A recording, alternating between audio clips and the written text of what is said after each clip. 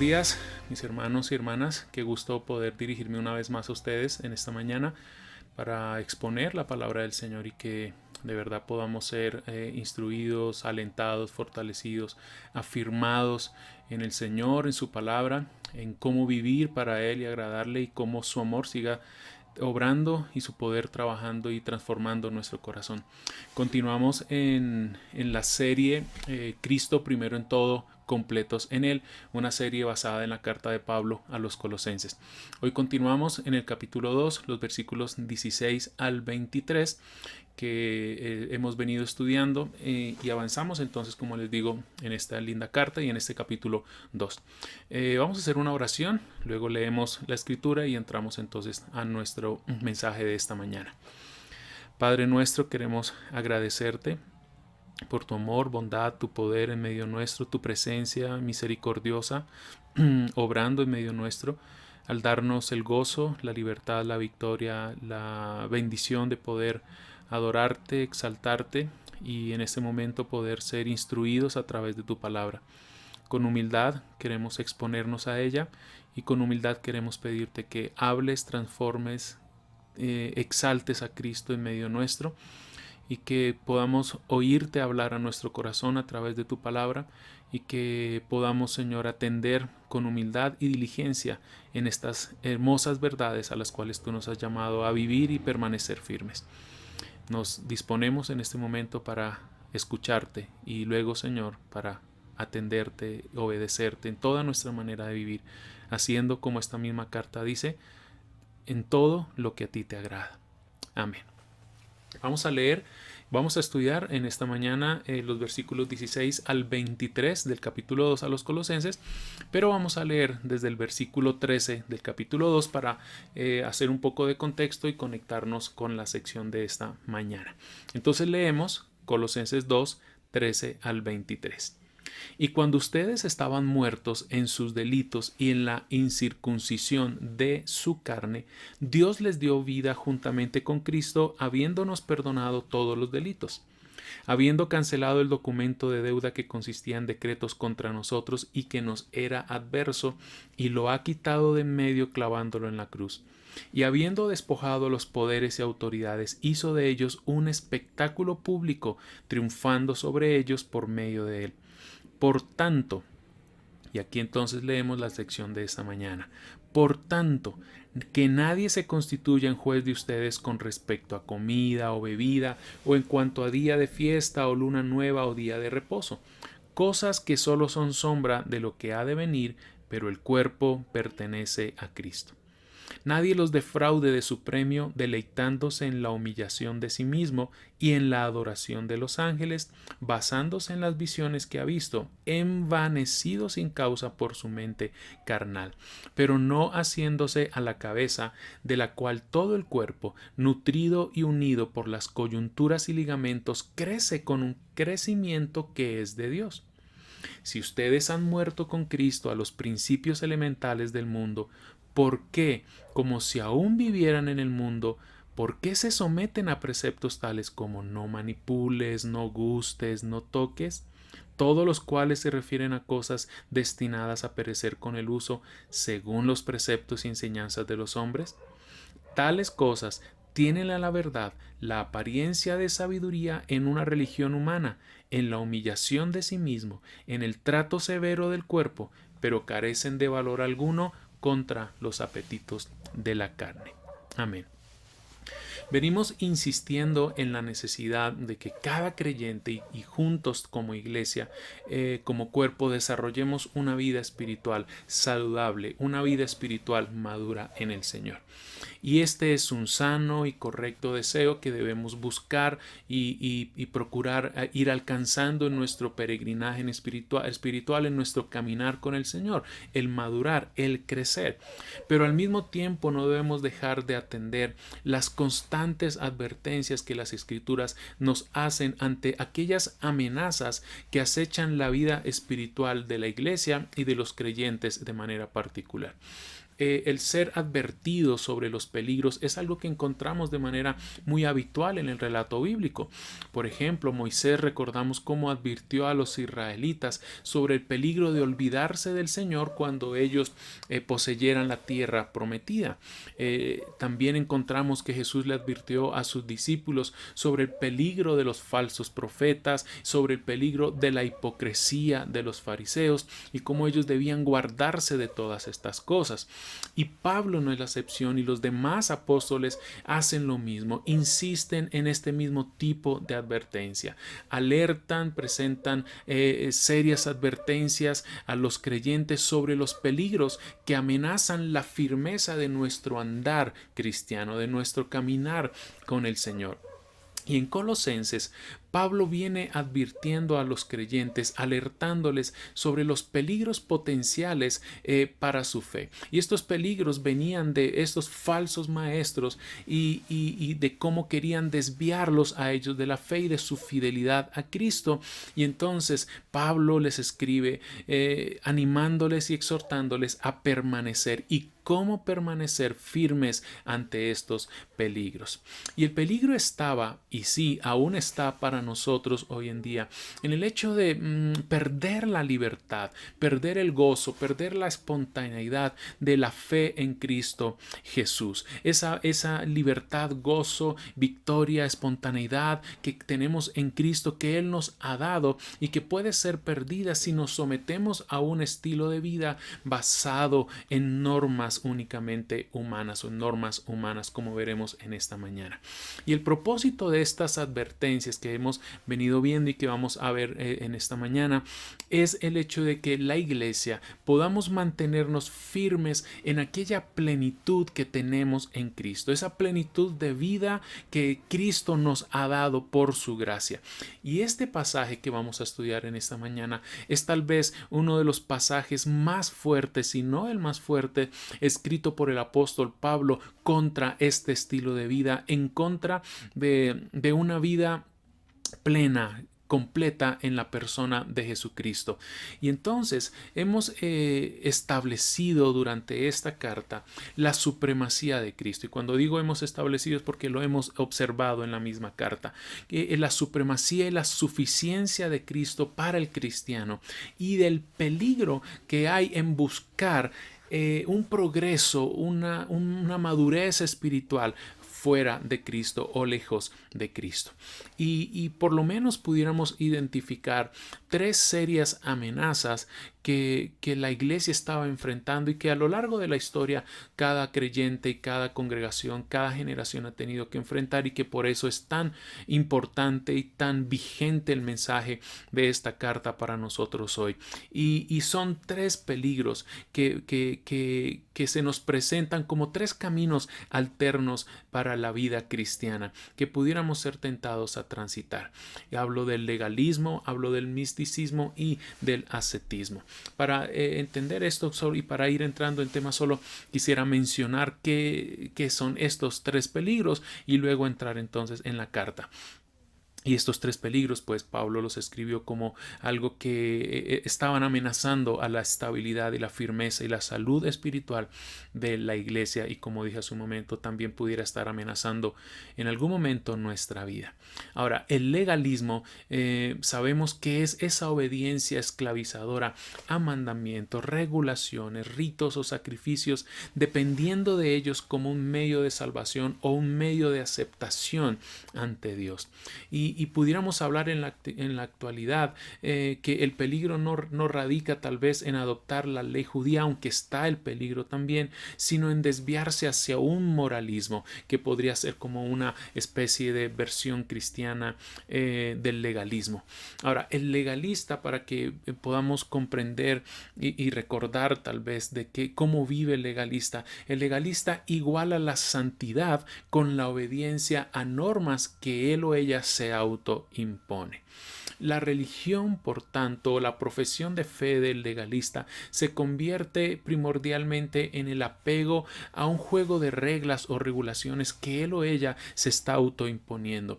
Y la persona, el creyente, empieza a enredarse en una especie de telaraña de justicia propia basado en sus propias obras, que fácilmente las va a considerar como un medio de justificación o aceptación ante el Señor. El legalista vive bajo la letra impuesta sobre su propia vida, que le da un espíritu cortante, crítico y aún condenador hacia otras personas. Entonces, esa es una de las amenazas que la iglesia estaba enfrentando y que hoy en día también enfrentamos. La otra amenaza es el misticismo, y es esa creencia en la que una persona puede tener una experiencia espiritual o una experiencia inmediata en el mundo espiritual de manera independiente de la palabra de Dios y del Espíritu Santo. El misticismo pudiéramos identificarlo como la búsqueda de una experiencia religiosa de una manera subjetiva, mayor a otras cosas y aún más profunda. Y como hemos visto en la amenaza a los creyentes de Colosas, era aquella manera de pensar que está bien creer en Cristo, pero que hay conocimientos más superiores, hay conocimientos más profundos que conocer a Cristo. Y entonces esto lleva y degenera en la búsqueda de verdad, pero a través de las sensaciones internas como los sentimientos, la intuición, y entrar o incursionar en la búsqueda de ciertas experiencias espirituales. Y la tercera amenaza es el ascetismo, y es el hecho de abstenerse de una manera voluntaria de la satisfacción de necesidades corporales y sociales, de abstenerse como de comidas, de bebidas, de la actividad sexual, de algún tipo de ropa, riqueza, aún de la misma interacción sexual, con el objetivo de ser santos, con el objetivo de la perfección espiritual. Es decir, el que practica el ascetismo, así tal vez no se identifique con el ascetismo, pero en la práctica es una persona que de manera muy rigurosa se niega de sí mismo hasta la mortificación del cuerpo, con el propósito de llegar a ser de esta manera más espiritual, más espiritual. Y esta fue una de las prácticas muy populares durante la Edad Media. Usaban cierto tipo de vestiduras, aún dormían en camas duras, se flagelaban, se abstenían de hablar por días o incluso por años, dejaban de comer o de dormir, y una larga lista de cosas que consideraban que al abstenerse de ellas, al negarse a sí mismo de ciertas cosas, estaban controlando sus apetitos sexuales y estaban así alcanzando la santidad. Ahora, creemos y sabemos y entendemos que no hay nada de malo en la disciplina corporal y en la disciplina espiritual. Es más, la Biblia nos llama a disciplinarnos en la piedad. Pero lo que se convierte en un peligro y lo que se convierte en una amenaza es en el hecho de buscar ser santos por medio de una disciplina rigurosa del cuerpo, por medio del abstenerse de ciertas cosas, interpretando eso como una manera de lograr la santidad sin Cristo. Tal vez tengas como meta en tu vida apartarte del pecado y vivir en santidad, lo cual es muy bueno y hay que poner eso como una meta en nuestra vida. Pero el peligro está en usar medios infructuosos, medios que no sirven para hacernos vivir en esta vida de piedad que el Señor quiere y nos llama a vivir. Y en los inicios de la iglesia cristiana, aún el hecho de esperar la venida de Cristo, la segunda venida de Cristo como un acontecimiento inminente, contribuyó a este tipo de vida, porque de acuerdo a esta perspectiva o a esta visión de vida, no era conveniente preocuparse por el mundo temporal, y entonces a eso se le sumó la persecución que muchos cristianos empezaron a experimentar. Entonces muchas personas empezaron a considerar que el entregarse a un sufrimiento voluntario les iba a permitir alcanzar algún tipo de favor especial por parte de Dios. Y eso tal vez ha cambiado los rostros, las dinámicas, pero con el paso del tiempo siguen siendo las mismas amenazas para nosotros también hoy. Ahora, estos peligro se convierte, nuestras maneras de vivir el cristianismo se convierten en perversiones del cristianismo, porque se iguala la santidad a la obediencia de normas autoimpuestas. Se iguala la vida piadosa a la religión de méritos humanos. La espiritualidad empieza entonces a medirse por cuán obediente soy a normas que yo mismo he creado o que otros han creado y que yo me estoy autoimponiendo. Es una religión y es una manera de vivir, una perversión del cristianismo en la que se buscan experiencias espirituales queriendo tener nuevas revelaciones y una vez más considerándolas como adicionales o a veces superiores a lo que ya tenemos en el Evangelio.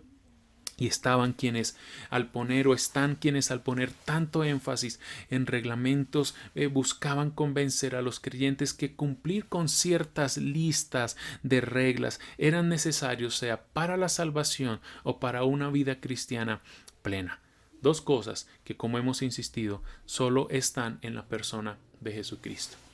Un pastor y escritor cristiano, Charles Swindoll, identifica este tipo de vida o a las personas que viven de esta manera como asesinos de la gracia. Con su manera de vivir, con su manera de imponer sobre sí mismo y sobre otros, están asesinando la gracia de Dios.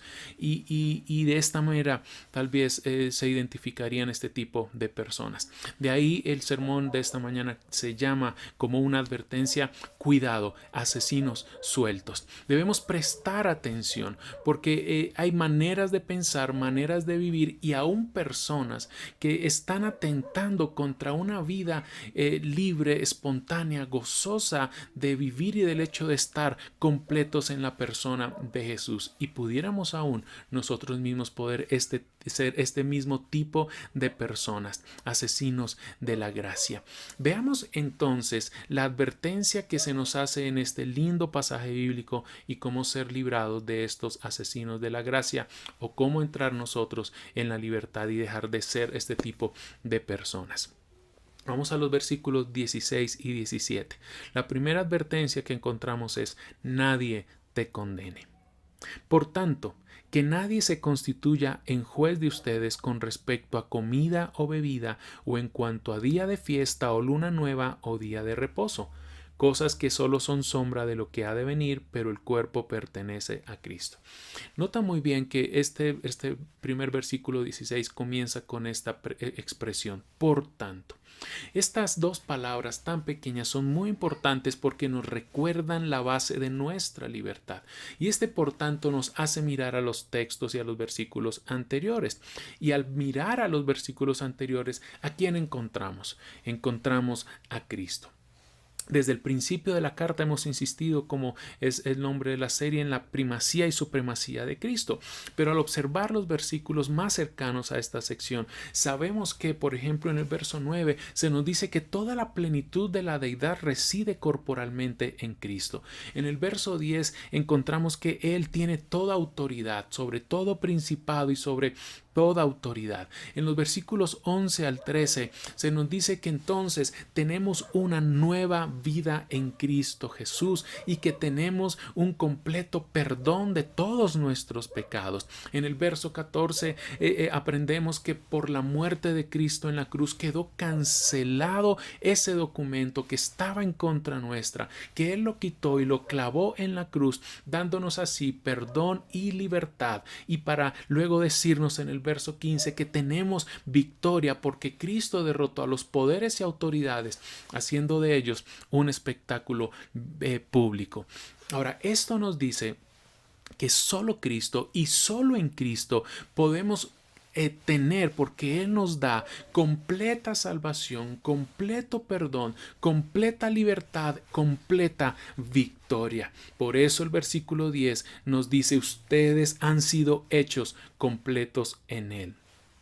Medita muy bien en esta importante expresión: estamos completos en Él.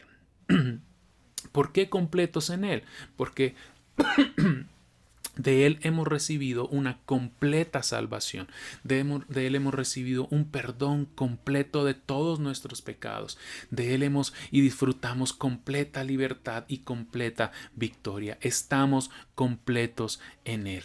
Y estableciendo esta verdad de esta sección anterior, por eso viene la advertencia: que nadie se constituya en su juez. No permitan que nadie los condene.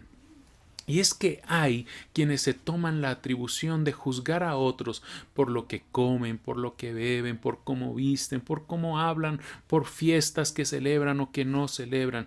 Y leemos entonces que había en la iglesia estos falsos maestros que los juzgaban por las cosas que hacían o dejaban de hacer. Y es que hay quienes tienen, o a veces tenemos, el hábito de criticar o de establecer juicios severos e injustos hacia aquellos que no hacen o no viven como nosotros vivimos o como creemos que deberían vivir. Ahora, ¿en qué juzgaban o condenaban a otros? Leemos que lo hacían con respecto a comida o bebida, o en cuanto a días de fiesta o luna nueva o día de reposo, cosas que solo son sombras de lo que había de venir. Ahora, Dios estableció en el antiguo pacto ceremonias por medio de las cuales Israel, su pueblo, debía acercarse a Dios y distinguirse de las demás naciones, y lo encontramos por ejemplo en el libro de Levíticos. Pero todas estas leyes ceremoniales apuntaban a Cristo, hablaban anticipadamente de Cristo Jesús. Y una vez Cristo viene, una vez Dios Hijo se hace hombre, llega el final de toda esta ley, porque Él le da cumplimiento a la ley de una manera plena y completa. Y entonces había en la iglesia quienes usaban estos mandamientos para condenar a otros, porque no comían algunos alimentos, porque participaban o no de ciertas fiestas. Entonces juzgaban y condenaban a otras personas. Y recordemos que muchos de estos creyentes, como nosotros, no eran judíos, y entonces se les quería imponer el cumplimiento de la ley. Y esto fue un asunto tan de gran importancia para la iglesia que aún los apóstoles, recordaremos, hicieron un concilio en el que concluyeron que no se le iba a imponer a nadie, a ningún creyente, la obediencia a este tipo de leyes. Ahora, por eso el versículo 17 es una bendición en esta advertencia, porque se nos está aclarando que este tipo de leyes solo eran sombra de lo que ha de venir. ¿Por qué? El cuerpo pertenece a Cristo. En otras palabras, la realidad es Cristo. Lo real y lo verdadero es Cristo. Esas leyes sí fueron leyes dadas por Dios, pero cumplieron su propósito cuando Cristo vino, vivió, murió y resucitó por nosotros. Y por eso se nos dice que el cuerpo es Cristo, porque el cuerpo proyecta una sombra. La realidad que anunciaban estas leyes era Cristo, y una vez venido Cristo ya no necesitamos esto, porque ya tenemos a la realidad, ya tenemos a Cristo. Por eso la realidad es la que produce la sombra. Ahora, quisiera que lo pensáramos de la siguiente manera. Si vas a construir una casa, pues necesitas unos planos. Y luego de construir la casa, pues no te quedas viviendo en los planos, no te quedas contemplando los planos. Te mudas a la casa porque la casa es la realidad. Los planos no eran la casa. Los planos te mostraban cómo iba a ser la casa. Cuando tienes la casa, vives en la casa, disfrutas estar en esa casa. Pensándolo de otra manera, usando otra ilustración. Supongamos que tu cónyuge se va de viaje por un largo tiempo y tienes una foto de él o de ella, y seguro ves esa foto todos los días, contemplas esa foto. Espero que así sea cuando de pronto no estás con tu esposo o con tu esposa. Contemplas la foto, esperas verte con él o con ella, incluso algunos pueden llegar hasta besar la foto. Pero ¿qué pasa? Cuando llega tu esposo o tu esposa a casa, cuando regresa, haces a un lado la foto porque lo tienes a él y lo tienes a ella, ya haces a un lado la foto, y entonces ahora abrazas a tu cónyuge, disfrutas de él o de ella, te quedas con él porque él o ella es la realidad. La foto no es la realidad. Y una vez que llega aquel ser amado, aquella persona, tu esposo o tu esposa, quien amas, entonces te quedas con él, disfrutas de él, tienes comunión, intimidad con él y no con la foto. Ahora, así nos está diciendo este pasaje. ¿Por qué quedarte con la sombra cuando ya tienes la realidad? ¿Por qué seguir guardando ciertas leyes ceremoniales cuando ya tienes a aquel a quien estas leyes anunciaban? ¿Por qué? ¿Por qué quedarte con las leyes y ceremonias cuando ya tienes a Cristo? Porque en Él estás completo.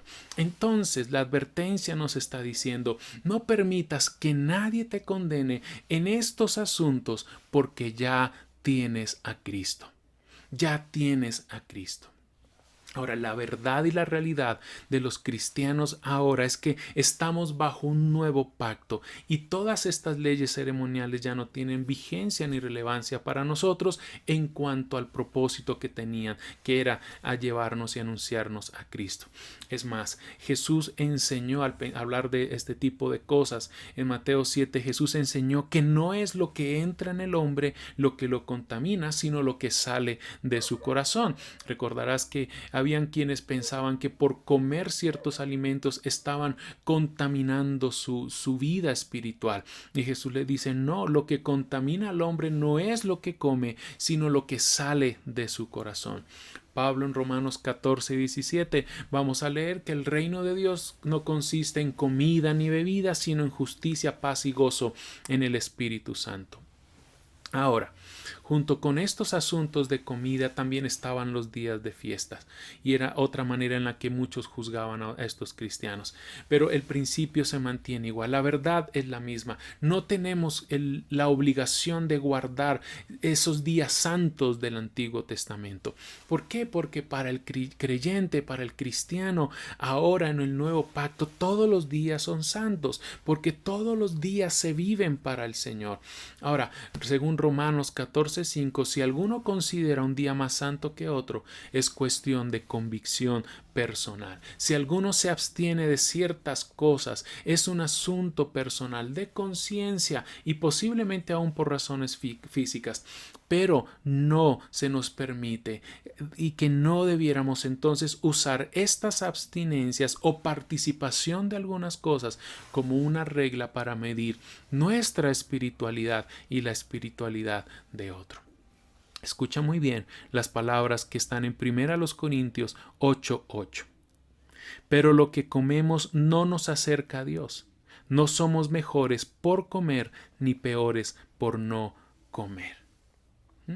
Y con todo esto no estoy diciendo que la ley del Antiguo Testamento no tenga una importancia y propósito para nosotros. No, porque la ley de Dios todavía nos revela la santidad de Dios y nos revela a Cristo Jesús. Sabemos que la ley es buena, como dijo Pablo, si se usa de una manera correcta. Pero la ley no es el medio para lograr la salvación ni la aceptación, porque la ley lo que tiene el propósito es de mostrar nuestro pecado y de advertirnos de las consecuencias de nuestro pecado. Pero solo la gracia del Señor, mis hermanos y mis hermanas, recuerda esto y vivamos en esto. Solo la gracia del Señor tiene el poder para librarnos del pecado, para salvar al pecador y traernos a una nueva vida. Entonces, condenar a otros de esta manera surge de ignorar o malentender entonces el significado de la muerte de Cristo en la cruz. ¿Por qué? Porque comprender la muerte de Cristo hace que esta crítica, este tipo de condenación sea innecesaria, irrelevante e incorrecta. Es decir, criticar de esta manera, condenar de esta manera a otros, es porque se espera de ellos alcanzar o que nosotros alcancemos por nuestros propios medios lo que Cristo ya logró y nos dio por su gracia cuando Él entregó su vida en la cruz. Por eso, no es el hecho solo de emitir un juicio de condena hacia otros por lo que hacen o dejan de hacer. Es pecado porque atenta directamente contra la obra que ya fue completa por parte de Cristo en la cruz, porque se está estimando como insuficiente. Las palabras del apóstol Pedro son oportunas, que están en Hechos 15:10. Entonces, ¿por qué tratan ahora de provocar a Dios poniendo sobre el cuello de sus discípulos un yugo que ni nosotros ni nuestros antepasados hemos podido soportar? Y a veces pudiéramos entonces encontrarnos en este tipo de yugo o imponiéndonos o imponiendo a otros este tipo de yugo. Entonces la advertencia es que si alguno se hace juez de tu vida, no lo permitas. No midas tu espiritualidad comparándote con otros. No condenes a quienes no hacen o no viven como tú piensas que deberían hacer o pensar o vivir. La advertencia nos llama a vivir la plenitud de vida, plenitud de perdón, plenitud de gozo, plenitud de libertad que tenemos solo en Cristo Jesús. Luego llegamos a los versículos 18 al 19 y encontramos otra advertencia, y es esta: nadie les prive de su premio. Dice entonces: nadie los defraude de su premio, deleitándose en la humillación de sí mismo y en la adoración de ángeles, basándose en las visiones que ha visto envanecido sin causa por su mente carnal, pero no haciéndose a la cabeza, de la cual todo el cuerpo, nutrido y unido por las coyunturas y ligamentos, crece con un crecimiento que es de Dios. Se ha mostrado claramente en esta carta la supremacía de Cristo, y esto tiene grandes e importantes implicaciones para la vida cristiana, porque al estar en Cristo, hemos insistido, estamos completos en Él, porque Él nos ha dado completa salvación, completo perdón, completa libertad y completa victoria. Entonces, en virtud de la obra de Cristo, ¿cómo es posible que entonces permitamos que alguien se imponga sobre nosotros? ¿Por qué alguien, como nos dice aquí, puede defraudarnos de nuestro premio? Ahora, si hay un premio es porque hay una victoria. Imagínalo de la siguiente manera: hay un árbitro en algún deporte. Los deportes necesitan de un árbitro. Y este árbitro debe asegurarse que el juego sea llevado a cabo de una manera limpia según las reglas del juego.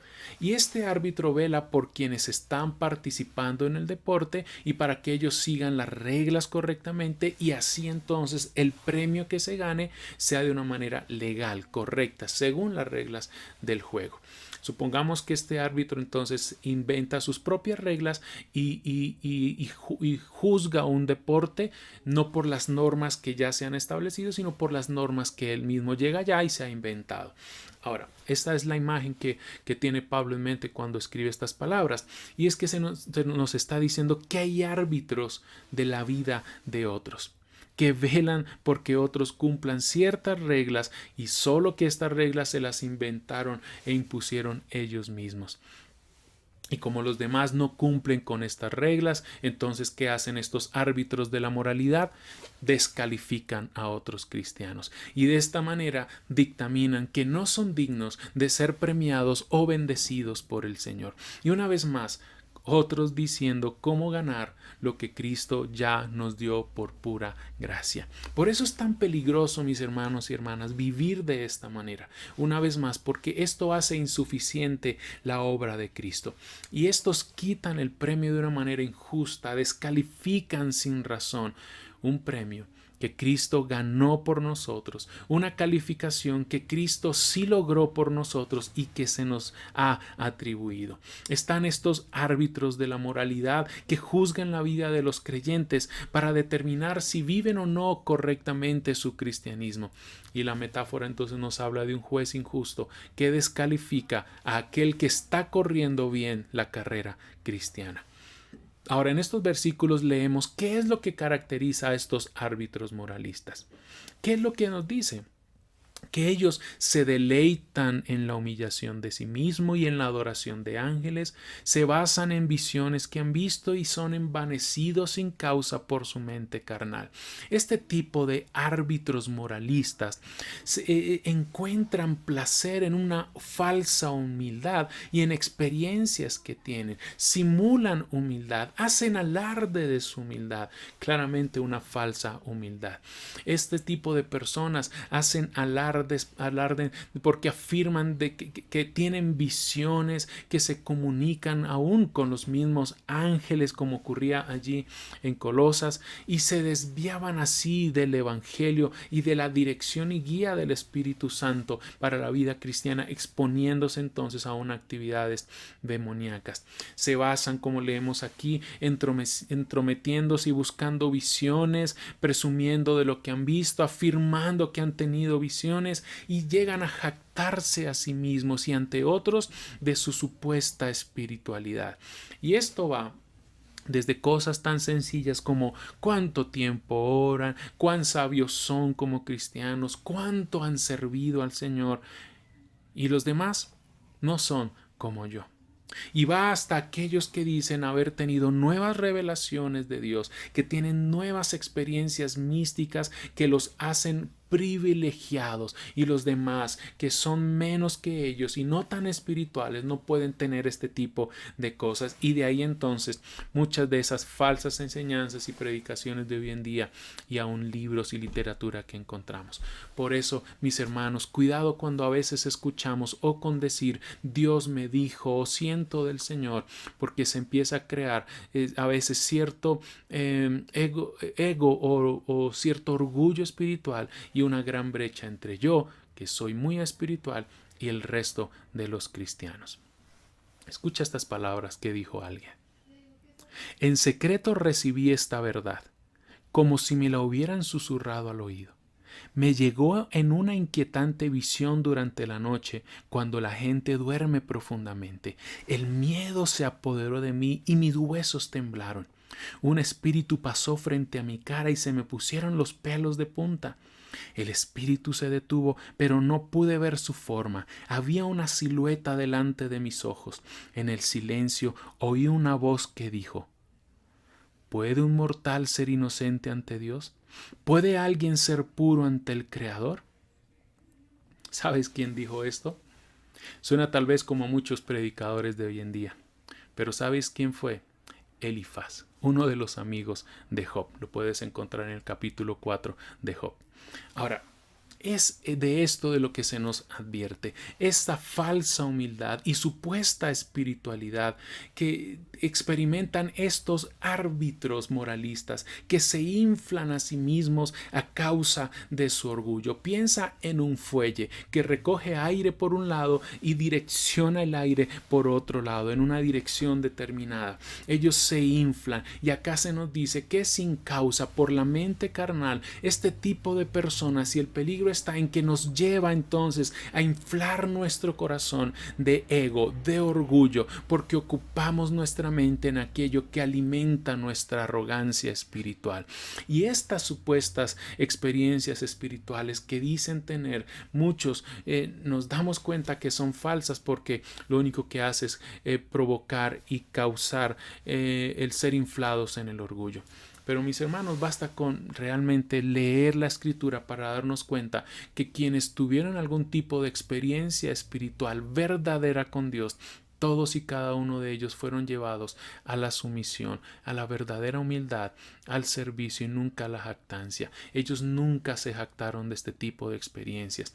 Tú recordarás que cuando Job vio al Señor, dijo: de oídas te había oído, mas ahora mis ojos te ven, por tanto me aborrezco y me arrepiento en polvo y ceniza.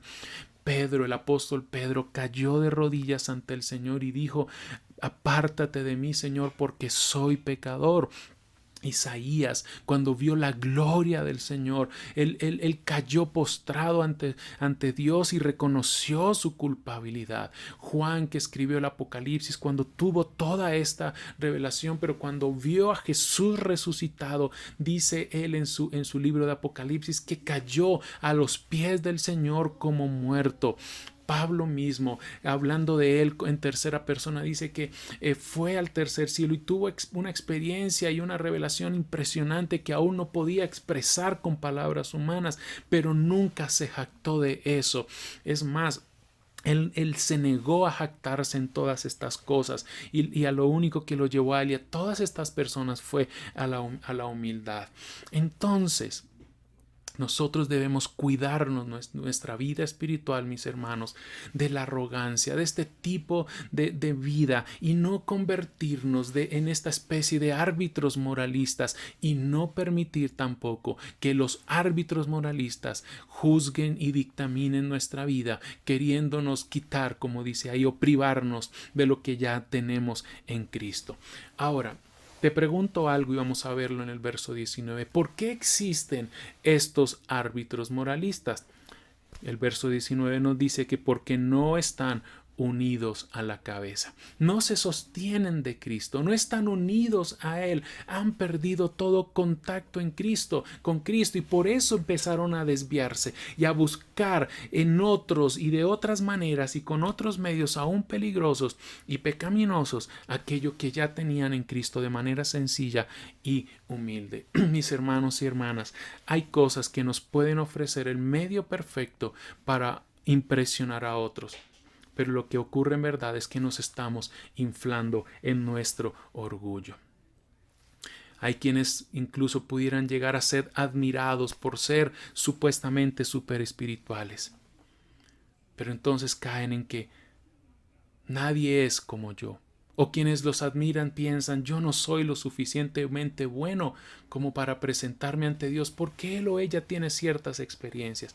Claro, es cierto que no somos lo suficientemente buenos para presentarnos ante Dios, pero el peligro está luego entonces en intentar ser como ciertos tipos de personas, o empezar a construir nuestros propios puentes hacia Dios, o nuestras propias escaleras hacia Dios, cuando Cristo es el único mediador entre Dios y los hombres. Y entonces, ¿qué ocurre? Empiezas a vivir queriendo esforzarte todo lo que puedas para que Dios te perdone, a hacer todo lo que esté a tu alcance para que Dios te bendiga, cuando entonces toda bendición sencillamente ha sido otorgada por gracia, se nos ha dado por medio de Cristo. No podemos lograr ni ganar nada por nuestro propio esfuerzo. Y entonces, ¿qué ocurre? Caemos en la idolatría cuando queremos llegar a Dios por medios que no es el único medio, que es Cristo Jesús. Mis hermanos, no tenemos nada de qué jactarnos. Todo ha sido por gracia. Cuando estamos unidos a Cristo, sabemos que no tenemos mérito para todo lo que Él nos ha otorgado. Estamos completos en Él porque Él nos hace completos. Por eso estos árbitros de la vida de otros, que se deleitan en su falsa humildad y aparente espiritualidad, solo se llenan de su mente carnal, como dice aquí. Y la base para esta descalificación es una aparente espiritualidad. Mis hermanos, cualquier devoción, adoración, oración hecha a otro que no sea Dios por medio de Cristo y en el Espíritu Santo entra dentro de una perversión del cristianismo, y es entonces idolatría. Una vez más, recordamos con esto: Cristo es suficiente para acercarnos a Dios. No hay necesidad de revelaciones adicionales, extrabíblicas mediante visiones, porque Dios nos ha hablado por medio de su Hijo Jesucristo. Entonces te digo, no permitamos que nadie nos prive de nuestro premio. Corre tu carrera libre del peso del pecado, pero con los ojos puestos en Cristo Jesús. Llegamos entonces a la tercera advertencia, y está en los versículos 20 al 23. No pierdas tu libertad. No pierdas tu libertad. Si ustedes han muerto con Cristo a los principios elementales del mundo, ¿por qué, como si aún vivieran en el mundo, se someten a preceptos tales como no manipules, no gustes, no toques? Todos los cuales se refieren a cosas destinadas a perecer con el uso, según los preceptos y enseñanzas de los hombres. Tales cosas tienen la verdad la apariencia de sabiduría en una religión humana, en la humillación de sí mismo y en el trato severo del cuerpo, pero carecen de valor alguno contra los apetitos de la carne. La pregunta es muy clara para nosotros hoy. ¿Por qué te sometes a reglas humanas perdiendo tu libertad si has muerto con Cristo? ¿Por qué te dejas imponer normas humanas? De esta manera estás perdiendo tu voluntad, estás sometiéndote a aquello que no debes someterte, y no es a Cristo. Estás perdiendo tu voluntad y libertad de vivir y disfrutar a Cristo, disfrutar el Evangelio. Estás siguiendo un camino de obediencia, pero no de obediencia a Cristo. Estás tomando una cruz para no seguir a Cristo. Estás posiblemente negándote a ti mismo, pero no para seguir a Cristo Jesús. Solo sigues reglas de hombres que dicen no uses, no gustes, no toques, no tomes eso en tus manos, no pruebes aquello, ni siquiera lo toques.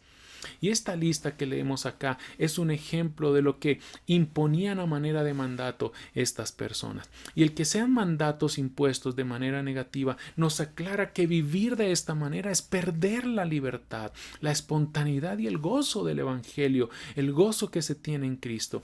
Estos mandatos, mis hermanos, y cualquier otro inventado por el hombre que pudiera ser impuesto a muchos creyentes en las iglesias, no provienen de Dios ni de su palabra. Son mandatos humanos, estamos viendo acá. Al imponer este tipo de vida en nosotros mismos o este tipo de vida en otros, estamos, y ojo a la advertencia, estamos usurpando una autoridad que no tenemos, y es la autoridad de Cristo y su palabra, porque solo Cristo y solo la palabra de Dios nos dice cómo vivir agradando al Señor. Pues entonces nos estamos atribuyendo una autoridad que no nos corresponde. Mis hermanos, no pierdas tu libertad, no perdamos nuestra libertad dejando que se nos impongan normas y mandamientos humanos. Y de esa manera entonces no vivir para Cristo, no estar satisfechos en Cristo. ¿Por qué no perder esta libertad? ¿Por qué no dejar imponernos reglas de hombres? Por lo vano que es esto. ¿Por qué? Por un lado nos dice, porque hemos muerto con Cristo a los principios elementales del mundo. Esta expresión, principios elementales del mundo, pudiera significar dos cosas. O son principios y rudimentos o principios de vida del mundo, o son poderes espirituales de este mundo. Es decir, poderes sobrenaturales o principios fundamentales. Ahora, si los vemos como rudimentos o principios elementales del mundo, pensamos en sistemas religiosos que se basan en normas, en reglas, en mandatos humanos que quieren promover la espiritualidad, pero sin Cristo.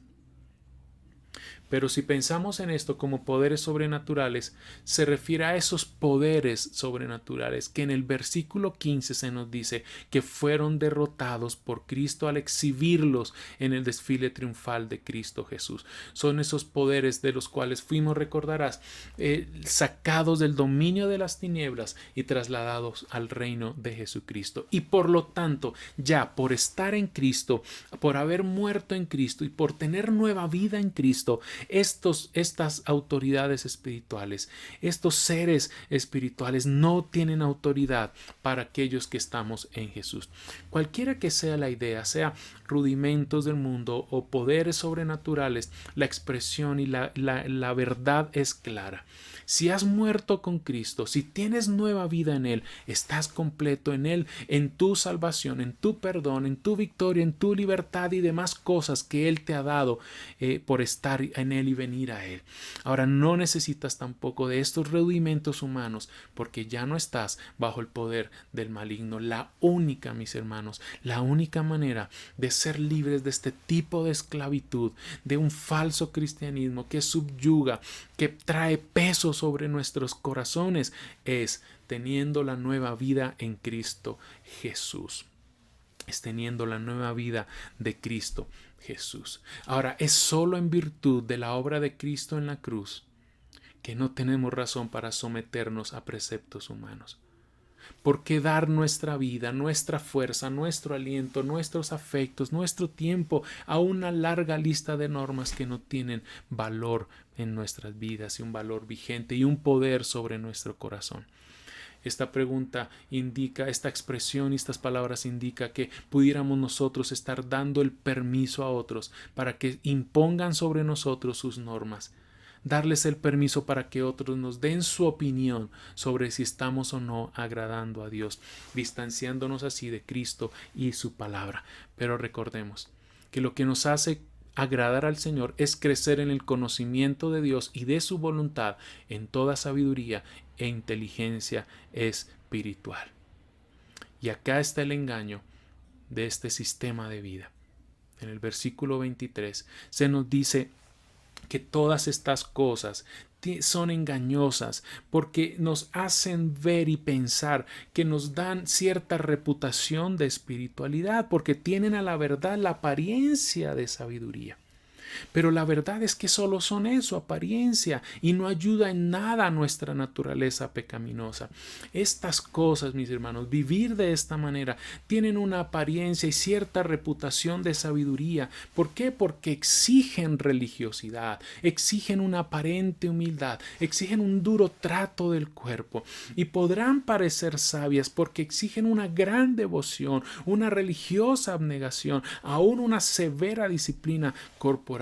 Pero solo es una sabiduría de una religión humana, es decir, una religión arbitraria, una religión autocreada, es decir, yo creo mi propio sistema de religión, de cómo debo servir, guiar, acercarme a Dios, cómo adorarle, cómo obedecer a Dios, y me impongo esas normas a mí mismo e impongo luego estas normas a otros.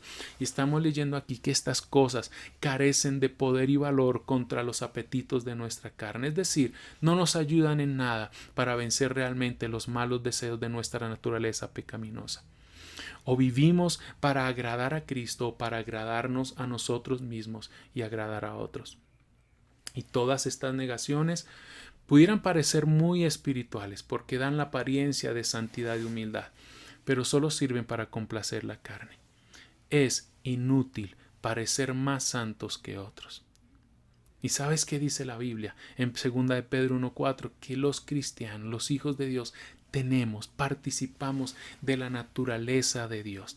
Y esto significa que por el poder del Espíritu Santo Él nos ha dado nuevos deseos, un deseo genuino de ser piadosos. Él da el querer como el hacer por su buena voluntad para honrarle. Solo el poder de Cristo en nosotros puede frenar nuestros malos deseos. Solo el poder del Espíritu Santo, y siendo guiados por Él, solo sometiéndonos a la dirección, guianza y poder y control del Espíritu Santo por medio de su palabra en nosotros, puede darnos nuevos deseos, puede producir en nosotros el carácter de Cristo que nos permite vivir y disfrutar la vida cristiana y honrando al Señor en todo. La verdadera adoración es la que dijo Jesús, es la que es hecha en el Espíritu y en la verdad. El verdadero culto y devoción a Dios es presentarnos de una manera completa al Señor como un sacrificio vivo, santo y agradable a Él. La verdadera religión es la que se compadece del necesitado y el afligido, y el que se mantiene en la libertad que Cristo le ha dado.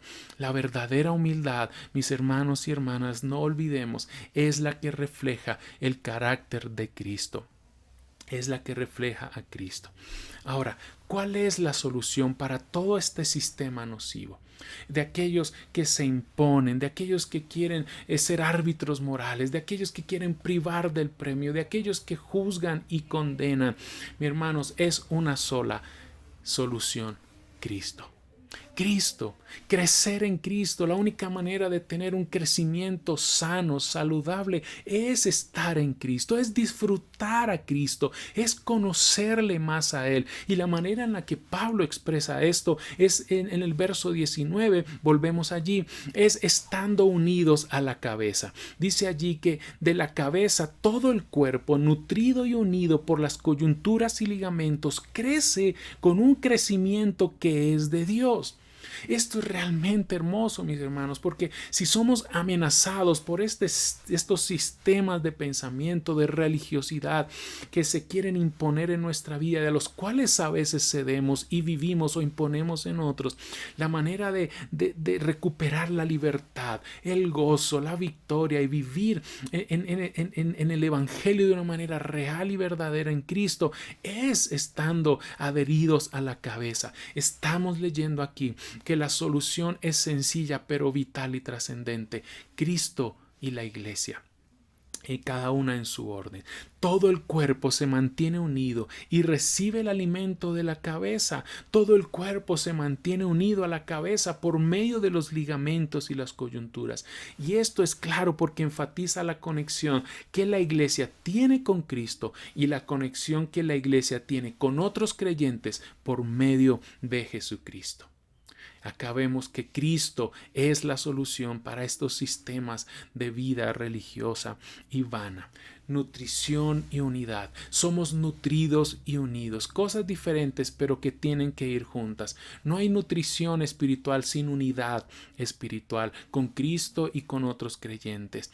No hay unidad sin ser nutridos. Y quien hace posible el ser nutridos y estar unidos es Cristo Jesús. Por eso es tan importante, mis hermanos, que si queremos desarrollar una sana, correcta y saludable vida espiritual de manera personal y como iglesia, solo tenemos que mantener nuestra mirada en Cristo, crecer en Él, amarle a Él, conocerle a Él más a Él, tener intimidad con Él, buscarle a Él, pero también no perder la comunión con otros creyentes. Recordarás que Jesús usó otra metáfora para hablar de esto mismo, que permanezcamos en Él y Él en nosotros, porque como el sarmiento no puede dar fruto por sí mismo si no permanece en la vid, así tampoco ustedes si no permanecen en mí.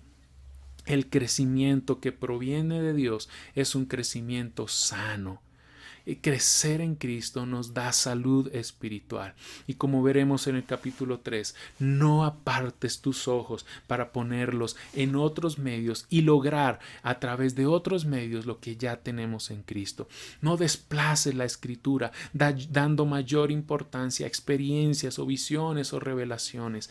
Así no se crece en la vida cristiana. Se crece siendo desarrollado en nosotros por la palabra, por el Espíritu Santo, por la comunión con otros creyentes, desarrollando el carácter de Cristo en nuestra vida. Por eso, mis hermanos, aferrémonos a la Escritura, aferrémonos a Cristo, sometámonos a su soberanía, que sea su Espíritu Santo por medio de la Escritura que guíe nuestro caminar.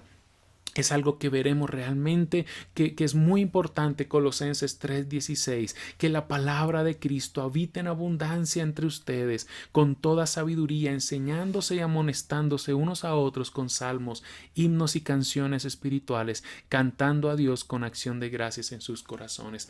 Necesitamos nutrirnos de Cristo, alimentarnos de Cristo y alentarnos y alimentarnos mutuamente, enseñándonos y amonestándonos unos a otros con la palabra de Dios. El Espíritu Santo usa su palabra para alimentarnos y para que nuestro crecimiento sea sano, saludable, para ser cristianos y una iglesia saludable. Mis hermanos, tenemos que entender y vivir en el hecho de la supremacía de Cristo, que Cristo es todo para nosotros, que no hay nada fuera de Él, que no queremos más que a Cristo Jesús. Entonces, mis hermanos, la advertencia ha sido clara hoy para nosotros. Si permitimos que alguien nos condene, si permitimos que alguien nos prive de nuestro premio, si perdemos nuestra libertad sometiéndonos a normas y mandatos humanos, estamos sencillamente viviendo para agradar a otros, a nosotros mismos, pero no a Dios. Pablo lo dijo de esta manera en Gálatas 1:10, porque busco ahora el favor de los hombres o el de Dios, o me esfuerzo por agradar a los hombres. Si yo todavía estuviera tratando de agradar a los hombres, no sería siervo de Cristo. Escúchame bien, si permites que alguien te condene, si permites que se te prive de tu premio, si pierdes tu libertad porque te dejas imponer reglas humanas, estás viviendo bajo la bota de los asesinos de la gracia que disfrutan controlando a los demás. Hay quienes espían y esclavizan. Y tenemos que aprender que no podemos tratar de agradar a otros como el motor de nuestra vida. Eso es vivir con miedo a los demás. Hay uno solo a quien queremos y debemos agradar y temer, y es a Dios.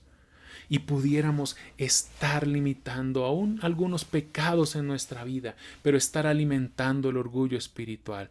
Sí, debemos tener un deseo por la santidad y el crecimiento espiritual, pero debemos desearlo y procurarlo únicamente en Cristo y por Cristo.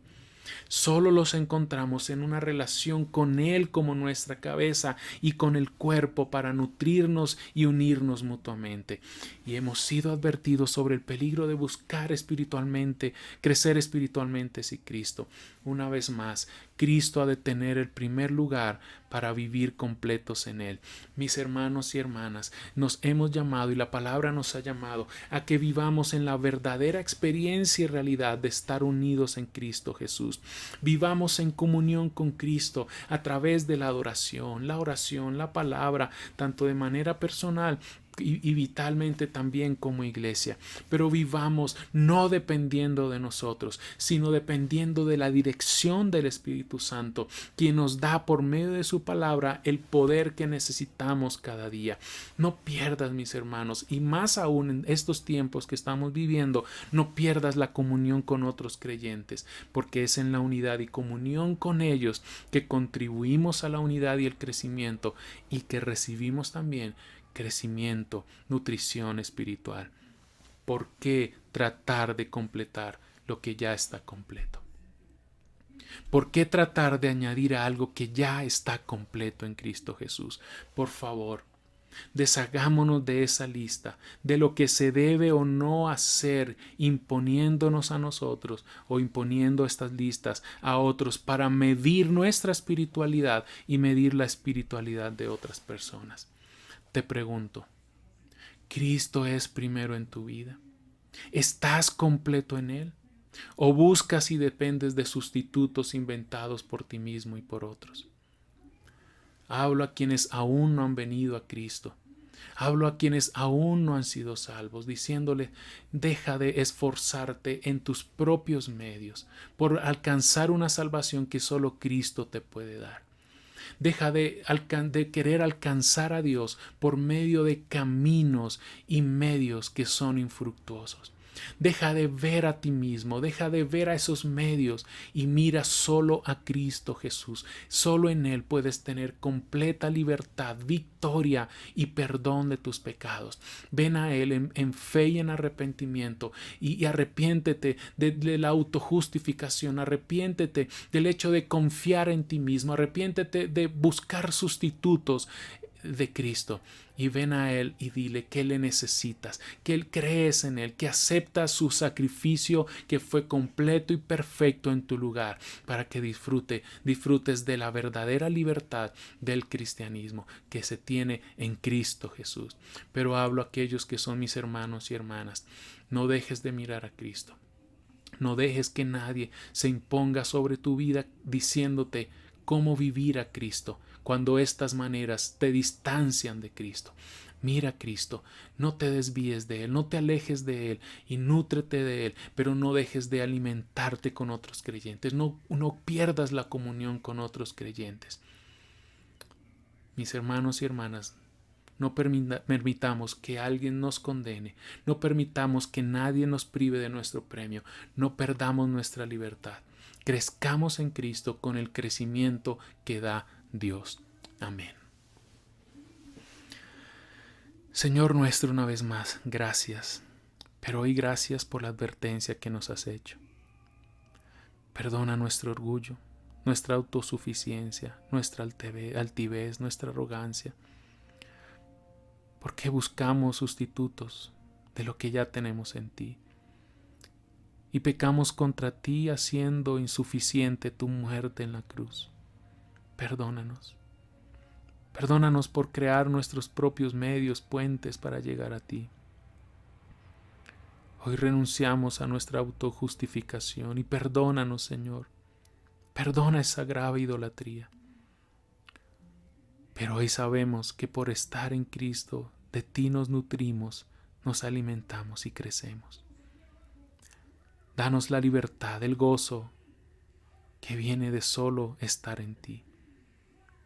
Gracias, Señor, por lo que nos has hablado hoy. Una vez más te pedimos, Da salvación a aquellos que aún no la tienen. Espíritu Santo, por favor, convence de pecado, abre los ojos de los corazones para ver la completa y suficiencia de Cristo como Salvador, como Señor, para que ellos como nosotros, juntos como tu iglesia, podamos vivir de una manera plena y completa en Cristo. Gracias por tu palabra, que podamos entenderla, que haya sido sembrada en nuestros corazones y que germine de una manera fructífera en nuestra vida para honrarte y bendecir y edificarnos mutuamente. Amén. Mis hermanos, les amamos enormemente y recuerden, no dejamos de decir, porque esta verdad está en la palabra, que Jesús nos da vida y respondemos a Él en adoración. Quiero ir